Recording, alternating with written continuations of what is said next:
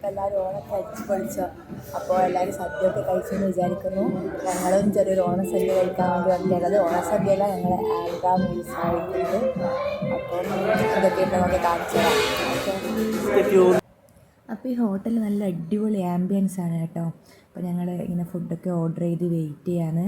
ഇവിടെ എന്തൊക്കെയോ side dish വെച്ചിട്ടുണ്ട്. ഇതൊരു ദാൽ, ഒരു പരിപ്പിൻ്റെ പൗഡറാണ്. നല്ല ടേസ്റ്റ് ചെയ്ത് കൂട്ടി ചോറ് കഴിക്കാൻ വേണ്ടിയിട്ട്. അപ്പം എന്താ സ്വിച്ച് നല്ല മൂഡിലാണുള്ളത്. ഇതിൻ്റെ ആംബിയൻസൊക്കെ കണ്ടിട്ട് അവൾക്ക് വളരെ ഇഷ്ടപ്പെട്ടു. അപ്പോൾ നല്ല ഹാപ്പി ആയിട്ടാണ് ഉള്ളത്. അപ്പോൾ ഇതാ അതിൻ്റെ ഫുഡിൻ്റെ ടൈമൊക്കെ ആകുമ്പോഴേക്ക് ഹോട്ടൽ ഫുള്ള് സാമ്പ്രാണി പുകക്കുന്നുണ്ടായിരുന്നു. അപ്പോൾ അതൊക്കെ കഴിഞ്ഞു. ദെൻ അതിനിടയിൽ കുറച്ച് സമയം ഉണ്ടായിരുന്നു. അപ്പോൾ ആ സമയത്ത് ഞങ്ങൾ കുറച്ച് ഫോട്ടോസൊക്കെ എടുക്കാമെന്ന് വിചാരിച്ചു. അപ്പോൾ ഞങ്ങൾ കുറച്ച് ഫോട്ടോസൊക്കെ എടുത്തു. അവിടെ വാളിലാണെങ്കിൽ കുറച്ച് ചിത്രങ്ങളൊക്കെ തൂക്കിയിട്ടൊക്കെ ഉണ്ടായിരുന്നു. നല്ല ഭംഗിയുണ്ടായിരുന്നു കാണാൻ. ഞങ്ങൾ അതൊക്കെ ഒന്ന് നടന്ന് കണ്ടു. അതിനുശേഷം ഞങ്ങളുടെ ഫുഡ് വന്നു. ഫുഡ് നല്ല അടിപൊളി ഫുഡായിരുന്നു കേട്ടോ. അതെങ്ങനെ പറഞ്ഞറിയിക്കാൻ കഴിയില്ല. അത് തന്നെ പൂരി, പരിപ്പുവട അങ്ങനെ വന്നപ്പോൾ ഞങ്ങൾ പരിപ്പുവട കഴിച്ച് സ്റ്റാർട്ട് ചെയ്തു. പിന്നെ പുളിയോഗറി ഉണ്ടായിരുന്നു. നല്ല അടിപൊളി ടേസ്റ്റ് ആയിരുന്നു.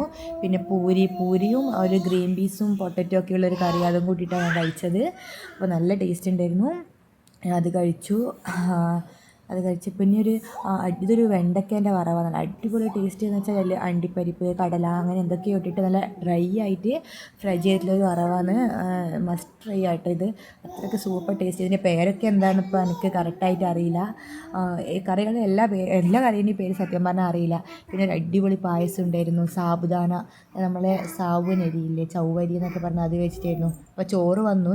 എൻ്റെ പൂരി ഞാൻ പിന്നെയും ഓർഡർ ചെയ്തിട്ട് കഴിക്കുമായിരുന്നു. നല്ല ടേസ്റ്റ് ഉണ്ടായിരുന്നതുകൊണ്ട് വീണ്ടും പറഞ്ഞിട്ട് വീണ്ടും പൂരി കഴിച്ചു. അതിന് ശേഷം ഞങ്ങൾ ചോറ് കഴിക്കാൻ തുടങ്ങി.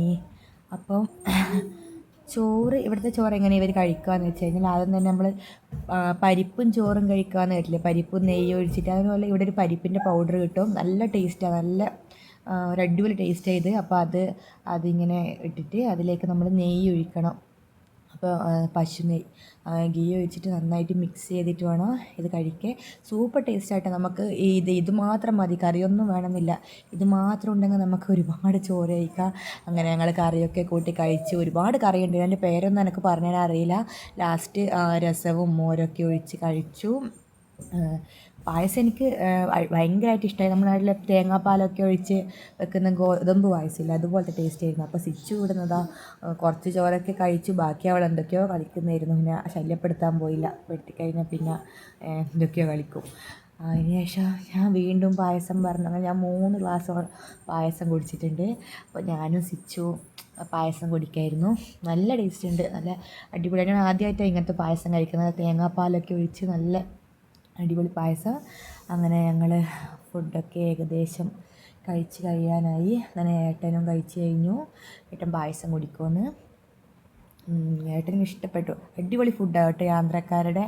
ആന്ധ്ര താലിയാണ് ഞങ്ങൾ ഓർഡർ ചെയ്തത്. ഓണസദ്യ വേണ്ട, ഇവിടെ നിൽക്കുമ്പോൾ ഇവിടുത്തെ ഫുഡ് കഴിക്കണമല്ലോ. തെലുങ്കാനയിലാണെങ്കിൽ ഇവിടെ ആന്ധ്ര ഫുഡാണ്. ഫുഡ് കഴിച്ചു, കൈയൊക്കെ കഴുകി. അപ്പോൾ എല്ലാവരും ഇങ്ങോട്ട് വരികയാണെങ്കിൽ ഈ ഹോട്ടലിലൊന്ന് കയറണം, ഫുഡൊന്ന് ട്രൈ ചെയ്യണം. എല്ലാവരും ഒന്ന് ആന്ധ്ര മീൽസ് ട്രൈ ചെയ്ത് നോക്കണം. സൂപ്പർ ടേസ്റ്റാണ്. കേരള സദ്യ പോലെയല്ല, പക്ഷേ ഒരു വെറൈറ്റി ആയിട്ട് നല്ല ടേസ്റ്റാണ്. അപ്പോൾ എല്ലാവരും ട്രൈ ചെയ്ത് നോക്കണം.